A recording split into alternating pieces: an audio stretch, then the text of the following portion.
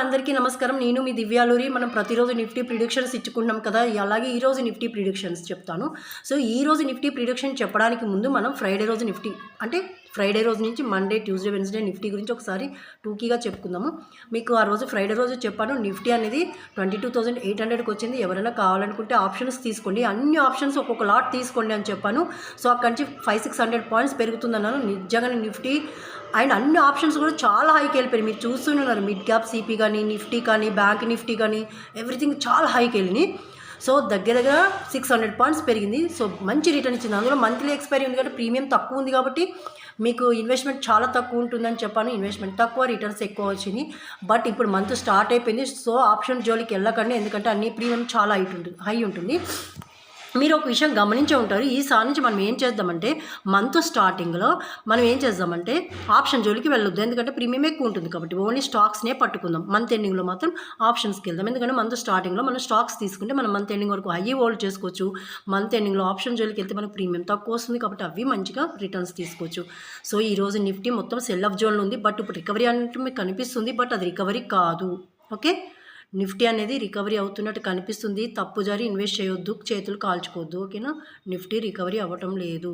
Nifty మరింత పడిపోయే chances ఉంది. ఎవరైతే ఇన్వెస్టర్స్ లాంగ్ టర్మ్స్ ఉన్నాయో, కొంతమందికి స్టాక్స్ ఇంకా అంటే కొంతమంది స్టాక్స్ తీసుకుంటారు కదా, పుట్ ఆప్షన్స్ గట్రా, వాళ్ళు హోల్డ్ చేసుకున్నారో వాళ్ళందరూ నిఫ్టీ హైలో ఉన్నప్పుడు ఎగ్జిట్ అయిపోండి. ఎందుకంటే నిఫ్టీ మరింత పడిపోయే ఛాన్సెస్ ఉంది. ఎందుకంటే నిన్న నిఫ్టీ స్ట్రాంగ్ రెసిస్టెంట్ అనేది క్రాస్ చేయలేకపోయింది. సో నిన్న స్ట్రాంగ్ రెసిస్టెంట్ అనేది 23,490 క్రాస్ చేసి ఉంటే, అక్కడ కనుక క్లోజ్ అయ్యి ఉంటే ఖచ్చితంగా నిఫ్టీ 23,670 వరకు వెళ్ళి ఉండేది. అక్కడి నుంచి 24,000 వరకు పరుగులు పెట్టేది. బట్ నిఫ్టీ అనేది నిన్న స్ట్రాంగ్ రెసిస్టెంట్లో క్లోజ్ అవ్వలేదు. సో అందుకే నిఫ్టీ మొత్తం పడిపోయింది. సో నిఫ్టీ ఖచ్చితంగా ఇంకా పడిపోయే ఛాన్సెస్ ఉంది. ఒక 1 వీక్ వరకు రికవరీ అవ్వడానికి టైం, అంటే నిఫ్టీ రికవరీ అవ్వడానికి మేబీ ఒక 4-5 డేస్, 1 వీక్, ఈ వీక్ మొత్తం టైం తీసుకోవచ్చు. సో ఏ ఆప్షన్ జోలికి ఈ వీక్లో వెళ్ళకండి. ఏమన్నా ఉంటే తర్వాత చూద్దాము. సో లాంగ్ ఎవరైతే ఉన్నారో వాళ్ళు కూడా ఎగ్జిట్ అయిపోండి. నిఫ్టీ హైలో ఉన్నప్పుడు లాంగ్స్ కూడా ఎగ్జిస్ట్ అయిపోండి. ఈరోజు నిఫ్టీ గురించి ఇంతే చెప్తున్నాను, ఇంకేమీ లేదు. సో ఈ సాంచి మనం ఏం చేద్దామంటే ఆప్షన్స్ అనేవి మంత్ ఎండ్లో తీసుకోండి, స్టాక్స్ అనేవి మంత్ స్టార్టింగ్లో తీసుకోండి. ఓకేనా, సో నేను ఏమైనా స్టాక్స్ ఉంటే కూడా చెప్తాను.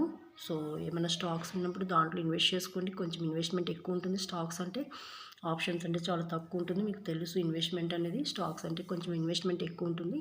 సో ఈ సాంచి మనం స్టాక్స్ మాత్రమే హోల్డ్ చేసుకోవచ్చు. ఎందుకంటే నిఫ్టీ మరింత పడిపోతే స్టాక్స్ తీసుకుంటే సూపర్ ఉంటుంది కదా.